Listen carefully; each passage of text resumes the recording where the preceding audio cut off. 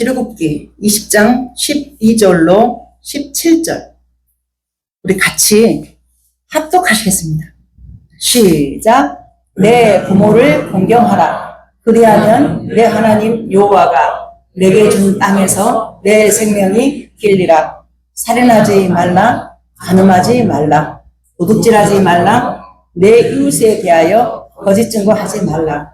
내 이웃의 집을 탐내지 말라. 내 이웃의 아내나 그의 남종이나 그의 여종이나 그의 소나 그의 낙이나 무릇 내 이웃의 소유를 탐내지 말라. 아멘. 할렐루야. 반갑습니다. 오늘 십계명 두 번째입니다. 지난주에 하나님을 어떻게 우리가 사랑할 것인가. 오늘은 이제 이웃에 대해서 이제 어떻게 사랑할 것인가에 대해서 이제 말씀을 전하겠는데요. 어떤 청년 하나가 우리가 참 사는 게 힘들잖아요. 아마 그 청년이 그랬었는가 봐. 너무 힘들어서 정말 이번에 내가 죽어야 되겠다. 이렇게 큰 결심을 하고 들어간 곳이 성당이었대요. 성당에 들어가서 이제 신부님을 만나서 자기가 죽어야 될 이유에 대해서 이제 설명을 다 한 거예요. 이거 이래서 몇 가지를 신부님이 듣고 있다가 그 정도면 죽어 마땅하네요. 참 죽어 마땅하네요. 근데 만약에 저한테 그런 사람이 왔으면 이렇게 말했을 것 같아요. 아유, 왜 그러십니까?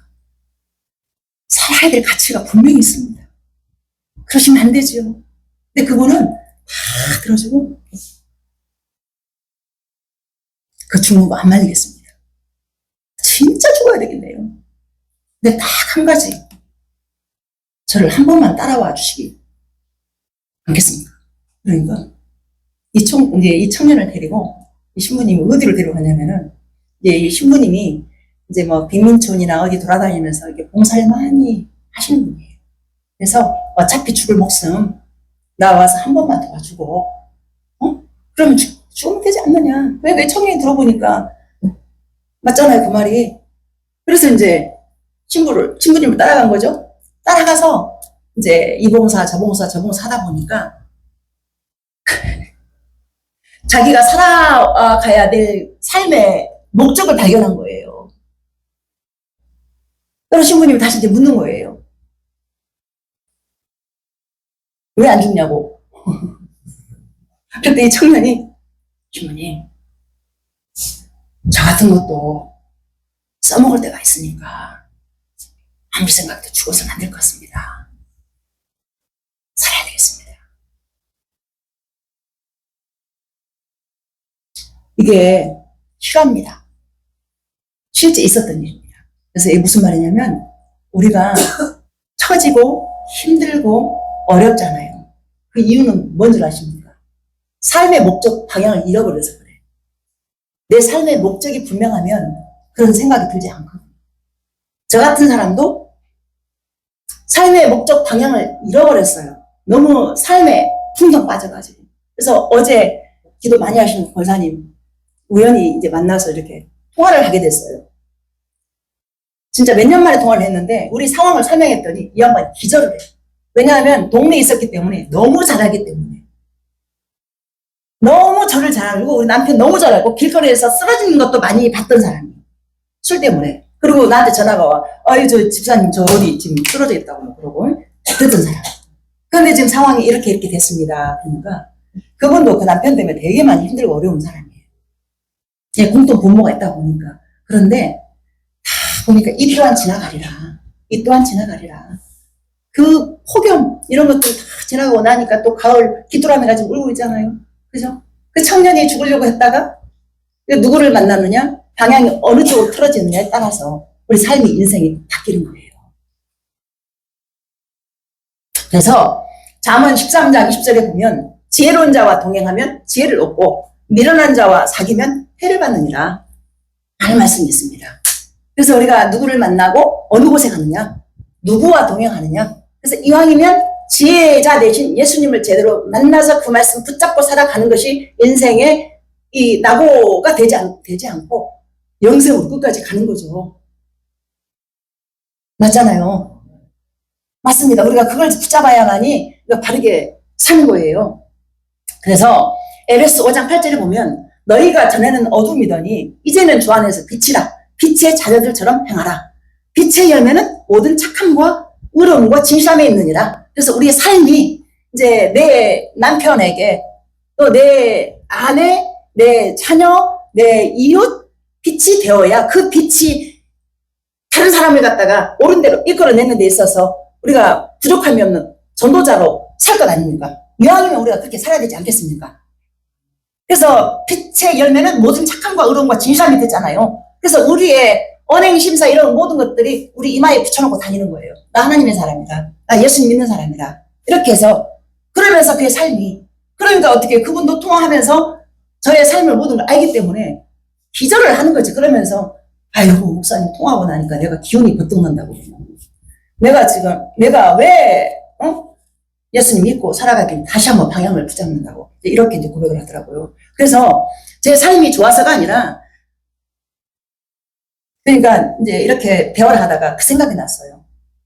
거북이와 토끼가 경주를 하잖아요. 어느 생각 토끼가 이길 거잖아요. 실제로 토끼가 이기고. 근데 거북이가 이겼던 이유가 뭐냐? 이 거북이는 토끼를 바라보면서 이긴 게 아니에요. 목표점만 가지고 그 목적지를 갖다가 그대로 꾸준히 갔기 때문에 이겼다고 하더라고요. 그 말이 내가 이해가 되더라고요. 근데 저도 뿌리가 하늘에 박혔기 때문에 다 쓸려가 버리고 다 없어져 버리고 빚 이만큼 있고 그냥 누가 봐도 본인 스스로도 본인을 갖다가 이해를 못 해가지고 이 상황이 너무 신기하다고 순간순간 그렇게 고백을 합니다. 이 상황이 너무 신기하다고 우리가 어떻게 이렇게 살고 있지? 저기 신작에 가서 자살하고 막 얘들 죽고 싶었대요. 너무 사방팔방에 빛이 없으니까 소망이 없으니까. 근데 복음은 우리를 제가 이제 입버릇처럼 그러잖아요. 복음은 나를 살게 한다고. 다른 거 다 필요 없고, 그러니까 다 필요 없어서 아무것도 하지 말라 그 뜻이 아니에요. 복음을 붙잡고 있으니까 나머지가 따라와서 배워진다 그 말이죠. 그래서 제가 지금도 붙잡고 있는 말씀이 있어요. 네가 물 가운데를 건널지라도 물이 너를 침몰치 못하고 불 가운데를 건널지라도 불이 너를 사르지 못한다. 하나님의 말씀이 늘 내 안에서 살아서 역사를 해요. 그래서 저를 이렇게 살게 하는 거예요. 그래서 누구를 만나도 전 당당하게 내 꼬라지를 내가 바라보면은 저 주저앉아야 돼요. 근데요, 나를 붙드신 하나님, 나는 질그릇 같아서 깨워줄 수밖에 없지만은 보배로우신 그 주님이 내 안에서 살게 하니까 내가 당당해지는 거죠. 그 예수님 이름 때문에. 그래서 그 이름이 여러분들을 다 살게 하실 줄 믿습니다. 자, 오늘은 십계명 두 번째입니다. 제가 지난번에 간단하게 요약을 했죠. 저기 사도신경은 우리가 이제 성경을 압축해 놓은 것 같은 그러한 그 능력이 있는 사도신경이라고. 그래서 이제 그걸 고백을 하는 사람이 이제 뭘 가지고 살아야 돼요? 십계명 율법을 줬잖아요. 이 율법을 지키려고 노력을 하면 안 됩니다. 그래서 율법을 못 지켜서 이스라엘 백성이 망했어. 근데 율법의 완성자이신 예수님을 모셔가지고 그 율법을 완성시켜버렸어요. 그래서 우리가 믿음으로 그 율법을 살아내는 거예요. 그래서 율법의 기능이 뭐냐? 우리를 갖다가 빛 가운데 이끌어가는데 어떻게? 우리 죄를 보게 하는 거예요. 내 꼬라지를 보게 하는 거예요. 내가 얼마나 소망이 없는지. 내가 얼마나 뭐 가졌다고, 내가 뭐 돈이 없다고, 내가 이게 아니라 그러니까 내가 필요해. 이걸 보게 하니까 내가 살아가는 거예요. 이 율법의 기능이에요, 그게. 근데 완성자이신 예수님이 살 수밖에 없는 그 은혜를 내게 구원했기 때문에 이 계명을 우리에게 살으라고 준 거예요. 근데 이거를 우리가 살아내지 못해. 그렇기 때문에 또 성령님을 보내가지고 기도하게 하시는 거죠, 우리로. 우리 기도도 솔직히 못 하잖아요. 기도하고 어렵습니다.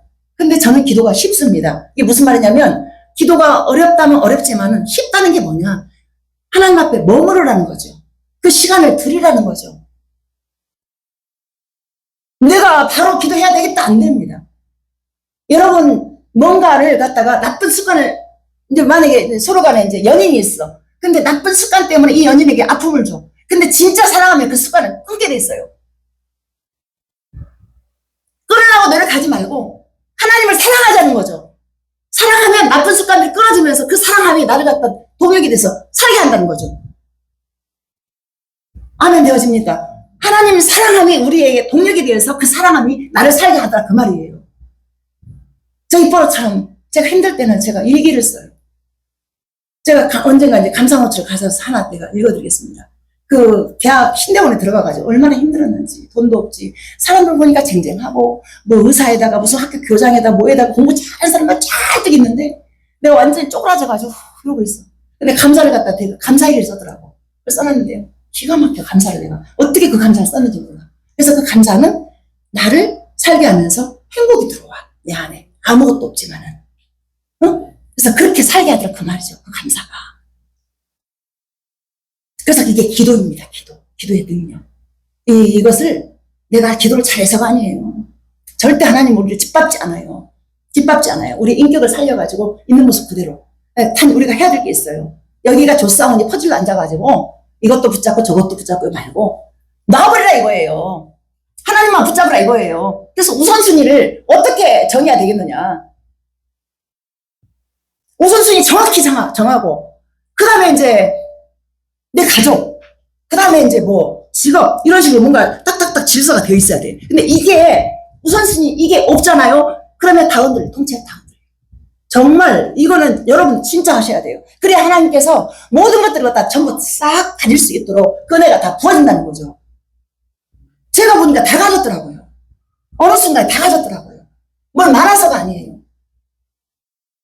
그래서 오늘은 5계명부터 들어간대요. 1계명 이제 지난주에 했던 거예요. 다른 신을 믿지 말라는 거죠. 유일하신 참 하나님만 믿어라. 유일하신 참 하나님 예배의 대상으로 삼고 마음의 우상을 배척해라. 하나님보다 더 좋은 그 어떤 것이 다 우상이 되는 거예요. 이 계명은 우상을 만들지 말라. 사람들이 대부분이요 종교심에 있어가지고 뭔가를 섬겨야 돼. 근데 그것이 하나님이면 괜찮아. 하나님 아닌 다른 그 어떤 것이 내 마음에 차있기 때문에 이것을 마음에 채우지를 못해요. 절대로. 이 사람 마음이 돈이 많아서 채워지는 게 아니에요. 예수님의 이름이 내 안에서 은혜로 채워져야 그게 다른 우상을 섬기지 않는 거예요. 교회를 다녀도요 마음이 허해가지고요 이렇게 떠도는 사람 많아요. 교회 다 다닌다고 해서 믿음 다 있는 게 아니에요. 절대로요. 마음이 예수님 때문에 차 있어야 다른 곳에 가지 않아요. 예수님 믿어도 막 전보러 다니고 하는 사람 많습니다. 그런 사람 많이 봤습니다. 얼마나 사람들이 여기저기 쫓아다니는지 몰라. 그래서 그때 제가 3년 동안 말씀으로 다 잡아놨어요. 사람들을. 말씀 읽게 해가지고 말씀 읽게 붐을 일으켜가지고 아동부 아이들 28명에서 100명까지 들려가지고 아이들 점심마다 애들 불러가지고 성경 통독을 시키고 성경 가르치고 이러면서 아이들 갖다가 새벽기도 애들 다 끌고 나오고 막 애들이 막 떠들어 막 난리쳐. 근데 제가 와서 사람들이 막 조용히 해 뭐 어째 말 안 들어. 제가 와가지고 새벽에 나와가지고 애들 딱 보고 이러면 애들이 탁 멈춰요. 참 기가 막히더라고. 그래서 하나님께서 이렇게 아이들을 갖다 이렇게 하니까 그러니까 무슨 말이냐면 예수님으로 채워지니까 그게 다 되더라는 거죠. 예수님으로만 만족해야 되겠다는 뭔가 결정을 딱 하시라고. 그러면 나머지가 다 되어진다고요. 여러분들 이걸 말을 좀 알아들으셔야 돼. 3계명은 하나님의 이름을 망령되이 일컫지 말라. 이제 헛되게 하지 말아라. 또 이제 거짓말 하지 말아라. 이렇게 하나님의 그 이름을 갖다가 이제 나를 통해서 이렇게 나쁘게 되어진 게 있잖아요. 저 사람 예수님 믿는데 뭐 저래 막 이런 것들 있잖아요. 이런 것들 하지 말라는 거죠. 그 다음에 4계명은 안식일을 거룩하게 지켜라. 이게 뭐예요? 우리의 일상을 좀 멈추는 거. 우리 송집사가요 야간 하루 안 하고 저도 마찬가지였어. 일을 하는데 밤새워 한 1시 2시까지만 해야만이 이렇게 우리가 먹고 살 것 같아. 그래서 정말 옛날에는 그렇게 살았어요. 송집사 안 들어오면 저 밤새워 일했어요. 혼자서. 왜냐하면 송집사가 밖에서 돈을 버니까 내가 안 하면 굶어 죽을 것 같아. 그래서 진짜 그렇게 열심히 살았어요. 근데 아무리 열심히 살아도 돈 모으는 거 하나도 없었어. 맨날 빚만 쌓였어요. 굶어 죽을 것 같았어. 일이라도 하고 있어야 돼, 내가. 그래서 저 양반도 중독 완전히 계속 밤 11시 12시 기본. 돈 잡히는 거 없고 맨날 밖에다 버리고 그 일 중독. 그러니까 손재민 변호사가 그러잖아요. 가방 그만두니까. 애국에서 나왔다고. 진짜로, 진짜로. 그래서 그 권사님께서 가방 그만뒀다니까 기절하려고 그래요. 어떻게 그만뒀냐. 아이고, 그뿐만이 아니라 지금 대기업에 취직했다고. 또 기절을 해요. 대기업에 취직했다고. 너무 놀래 자빠지는 거예요. 그래서 이제 이것을 하나님이 한 거에 대해서 정말 증거가 되어서 자랑. 저희는 동네에 있었기 때문에 내가 동네 그 사역을 했거든요. 동네 아이들 영광교회. 그러니까 다 알죠, 저희를 갖다가. 어떻게 포장도 할 수가 없어, 감출 수도 없어요. 그 인생이 이렇게 저 혼자가 인생이 반전이 될지 누가 알겠습니까? 그런 반전한 인생이 있었기 때문에 제가 이 자리에서 할 말이 있어서 어느 날은 제가 남편한테 나 목사 만드냐고 못 봤다고 고맙다고 인사를 했어요. 진짜로. 어저께 또 우리 저 여동생 통화를 해서 오랜만에 진짜. 그랬더니 오빠의 상태를 또 설명했더니 또 기절을 해. 그리고요, 이제 5계명 부모를 공경하러 나오잖아요. 다음 계명이 부모를 공경하는 것이 뭐냐면은 저는 제가 엄마를 잘해드리고 잘 섬기고 이게 공경인 줄 알았어. 부모를 공경해야 된다. 근데 이제 우리 그 신호랑 통화하면서 우리 어머니 마지막까지 한 말이 뭐였냐. 저한테 사과를 쓰들. 재고마야, 내가 너한테 미안해. 문디 같은 아들 낳아줘서 네 고생만 시켰는데 너는 나한테 와 이리 잘하노. 그럼 저는 앵무새처럼 어머니 나도 하기 싫은데요. 하나님 어머니 사랑해서 어머니한테 그렇게 하래요. 난 사랑 없어요. 우리 어머니가 고맙대이. 그리고 나한테 예술 전하고. 그래, 앵무새처럼 계속. 우리 성민이 엄마가 그걸 알아. 그러면서 나를 결정적으로 인정하는 게 뭐냐. 예수는 안 믿거든요, 아직. 근데 내가 언니 가면 하나님 믿겠대. 언니는 오빠를 사람 만들어놨잖아. 더 잘 알죠. 여동생이니까. 더 잘 알죠. 그러니까 저 남편도 나빠서가 아니라 그렇게 살 수밖에 없는 환경이 주어진 거죠. 그야말로 하나님이 시궁창에서 건져준 거죠, 이제. 은혜로. 저 또한 전 앞에 만났기 때문에 목사로 살 얘기가 있는 거고. 그래서 보니까 윈윈 하는 것 같아요. 그렇게 되어진 것 같아요. 그래서 부모를 공경한다는 것은 하나님을 사랑하는 삶이 이제 이웃과의 관계로 퍼지는데 첫 번째가 부모인 거예요. 이 부모, 니 나 사랑하냐? 부모 사랑해. 그래서 우리 엄마를 지금까지 제가 30년 넘게 뵀잖아요. 제가 다시 말씀드리지만 저 효 없어요. 왜냐하면 엄마의 또 쓴뿌리들이 있어요. 이런 것 때문에 충돌하잖아요. 그 내 안에서 와, 엄마 누가 딸이고 누가 엄마야 막 이럴 때가 있어요. 그러면 또 제가 먼저 엄마한테 또 아휴. 지금은 그렇습니다. 항상 제가 효를 구합니다. 효를 구해서 우리 엄마가 어찌하든지 하나님 나라 가는 순간까지 하나님 주신 효로 엄마를 기쁨으로 감당하게 해주세요. 그래서 이 모습 이대로 더 이상 나빠지지 않고 우리 곁에서 오랫동안 머물다가 하나님 나라 갈 수 있도록 이제 그 기도를 갖다가 제가 이제 어머니도 그러고 같이서 이제 이렇게 기도가 되는 거죠. 그래서 결국 우리의 노력은 아무것도 아니다. 이 자리입니다, 여러분. 부모에게 효하는 거요. 제가 효 있는 줄 알았어요. 근데 아니에요. 주변에서 전부 다 저 효녀라고 그래요. 시어머니 섬기는 것도 저기 죽을 몇 가지를 써가지고 갔다가 차 속에서 오는데 하나님이 내 안에서 안 가면 안 된다는 마음이 확 부어져가지고 갔어요. 그래서 어머니 붙잡고 울고 다 정리해주고 나오는데 버스 안에서 그러더라고. 네가 효 있다고 착각하지 마라. 내가 너에게 내 마음을 부어놨다. 내 마음을 부어놔서 네가 어머니를 섬길 수 있다는 거지. 이렇게 말씀하셨어요. 그러면서 그때 말씀하신 게 어떤 말씀이냐면 그때 제 꼬라지 맨날 그럴 때 무명한 자 같으나 유명한 자가 누군 줄 아냐. 내 마음이 부어진 그 사람, 그가 바로 인생에 성공한 사람이고 내가 너를 기억하기 때문에 인생의 성공이 거기에 있다. 다른 사람이 기억하는 것이 아니라 내가 너를 기억한다. 내 생명책에 네 이름이 기록되어 있다 이거예요. 이것으로 기뻐하라 그 말이에요. 다른 것으로 만족하려고 하잖아요. 안 채워집니다. 절대로 안 채워져요. 금수저들 뭐 돈이 많고 풍족하니까 다 채워진 것 같습니까? 가끔 그 사람을 자살하는 사람 나오잖아요. 안 채워지니까 그렇죠. 근데 우리 아무것도 없어도 예수님만 채워지면 있잖아요. 모든 게 다 되어지더라 그 말이죠. 물론 없었어. 힘들기도 해요. 솔직하게. 그렇지만 그 힘든 것도 다 지나고 다 지나가더라. 그 예수님은 영원하게 어제나 오늘이나 영원토록 동일하게 우리 안에서 일하시면서 영원까지 이끌어 간다 그 말이죠.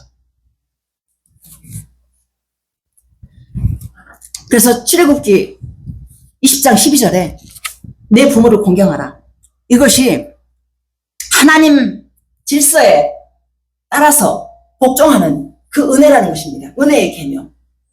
그러니까 부모를 공경하는 그것이 바울이 어떻게 기록했냐면은 에베소 6장 1절로 3절 보세요. 우리 같이 한번 봅니다. 시작. 자녀들아 주 안에서 너희 부모에게 순종하라.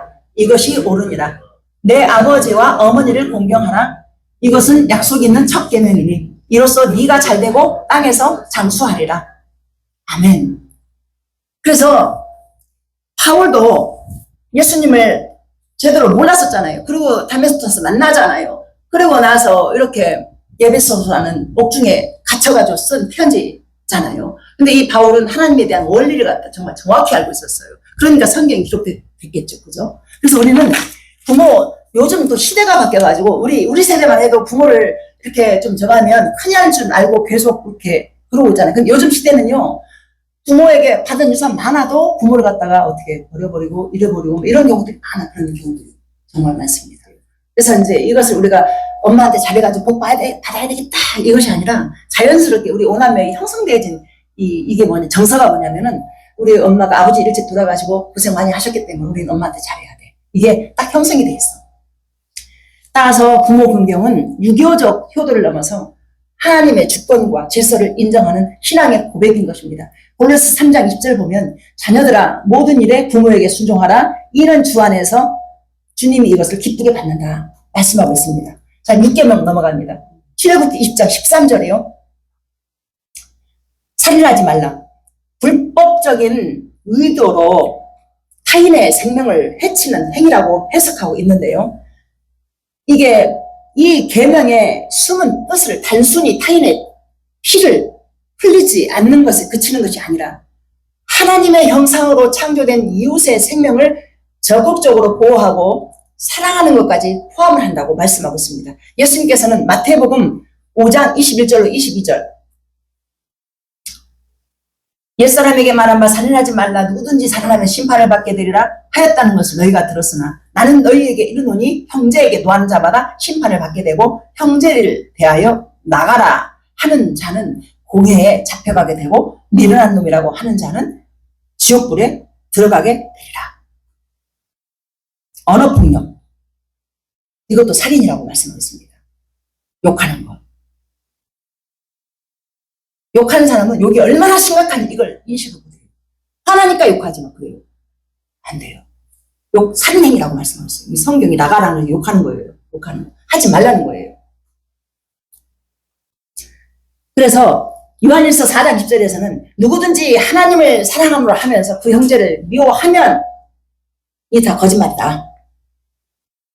그래서 오늘날 살인은 인격모독, 언어폭력 이것까지 다 들어간다고 생각하면 되겠습니다. 제7계명 간음하지 말라. 출애굽기 20장 14절이요. 칼빈은 그의 주석에서 하나님께서는 순결을 사랑하실 뿐만 아니라 우리 삶의 모든 부정한 생각과 욕망을 버려라 라고 강조합니다. 우리 육체에 가는 뿐 아니라 마음의 정절과 순결을 요구하시는 계명인 것입니다. 마태복음 5장 18절에 보면은 음욕을 품고 바라보는 그 자체도 이미 가능했다라고 말씀하고 있습니다. 에베소 5장 31절, 32절, 33절 보세요. 이제 같이 합독하십니다. 시작. 그러므로 사람이 부모를 떠나 그의 아내와 합하여 그 둘이 한 육체가 될지니 이 비밀이 그도다. 나는 그리스도와 교회에 대하여 말하노라. 그러나 너희도 각각 자기의 아내 사랑하기를 자신같이 하고 아내도 자기 남편을 존경하라. 아멘입니다. 이게 그래서 거룩은 부부 안에서만 해결이 되는 것이 바로 거룩이고요. 우리 요즘은 시대가 막 초등학생이고 중학생이고 고등학생이고 이렇게 잘못된 일이 너무나 많더라고요. 길거리에 제가 새벽 3시, 4시에 돌아다니는 사람이잖아요. 꼬맹이들이 그렇게 들스럽게 있어요. 길거리 배우하면서. 이게 상상도 못할 일이 벌어지고 있어요. 그래서 이것들이 하나님 안다면. 근데요, 교회 안에도 문제예요. 교회 안에서도요, 여러 가지 많은 사건들이 많습니다. 여러분들이 모르는 사건들. 진짜 많습니다. 참 우리가 혼탁하고 어려운 삶을 살고 있습니다. 우리 각자라도 이러한 것들에 대해서 음욕을 품는 자도 가능했다라고 하잖아요. 그런데 이러한 것까지 모든 게 사단의 이 권세 아래 있기 때문에 우리 힘으로 조절이 안 되는 거예요. 이것까지 전부 다 가지고 나아가야 돼요. 그냥 이것을 키우면 안 돼요. 마음 안에서. 키우지 말고 이것을 싹을 잘라버려야 돼. 전부 다 뽑아버려야 돼. 어떻게 예수님의 이름으로 십자가 자리로 나아가서 머무르면서 이런 것들을 갖다 다 배척을 해야 된단 말입니다. 알겠습니까? 그 다음 제8계명 도둑질하지 말라. 출애굽기 20장 15절입니다. 하나님께서 각 사람에게 정당하게 분배해 주신 소유권을 침해하는 모든 행위, 정직하지 못한 거래, 착취 등을 도둑질로 보았습니다. 동시에 이웃에게 마땅히 주어야 할 구제와 사랑을 베풀지 않는 것도 도둑질의 일종으로 보았습니다. 그래서 자족과 함께 탐욕을 경계하고 하나님이 주신 것에 대해서 만족하면서 오히려 자신의 것을 나눠주는 삶. 그것이 어디에 있냐면은 이것을 보다 구체적으로 이제 본다라면 우리는 청직이라는 거예요. 어차피 이 땅은 나그네이기 때문에 우리가 가지고 있는 것이 다 내 생명까지 하나님의 것이라고 고백하잖아요. 그러면 내 것은 내 것이 아니라 하나님 거예요. 그럼 이것을 갖다 하나님의 것을 소유를 인정한다면 나눠주는 것도 어렵지 않는 거죠. 그래서 우리는 청직일 뿐입니다. 정당한 노동과 정직한 경제 활동을 통해서 하나님께 영광을 돌려야 될 것이고요. 정직하게 수고하여 선한 일을 하는 것에 성경적 원리일 것입니다. 제9계명 보십니다. 출애굽기 20장 16절. 내 이웃에 대하여 거짓 증거하지 마라. 칼빈은 그의 주석에서 이 계명이 이웃의 명예와 이름을 보호하기 위한 계명이라고 풀이합니다. 험담, 비방, 근거 없는 소문, 유포는 이웃의 인격을 파괴하는 거짓 증언입니다. 제가 이제 뭘 겪었냐면은 서울시민께서 밤기도 모임 많이 하잖아요. 근데 거기에서 보면은요, 이제 기도 제목들이 막 쏟아져 나와요. 근데 거기에서 기도 제목 나온 걸 갖다 그대로 딱 입 다물고 우리끼리 기도하고 말아야 되는데 이게 입을 타고 막 소문이 막 흘러 들어가. 그러니까 어떻게 돼? 그 기도 제목 내는 사람이 그냥 다치는 거예요. 이제 이런 것도 이렇게 그게 그대로 가면 되는데 또 이렇게 막 불려가지고 부풀려가지고 하나를 말했는데 막 한 5개가 막 겹쳐 불려가지고 막 이렇게 소문이 들어. 그럼 어떻게 그 사람 시험 들었어? 못 나오는 거지. 이렇게 이런 일도 참 많았어요. 그래서 우리가 이제 뭔가 비밀스러운 얘기를 들었어. 그럼 그것도 이제 덮어준 것도 이제 계명을 지키는 거죠. 근데 우리는 말하지 말하면 더 하고 싶잖아요. 왜? 신고가. 그러니까 벌거숭이 임금님 그 예화와 그 동화가 그냥 나온 게 아니잖아요.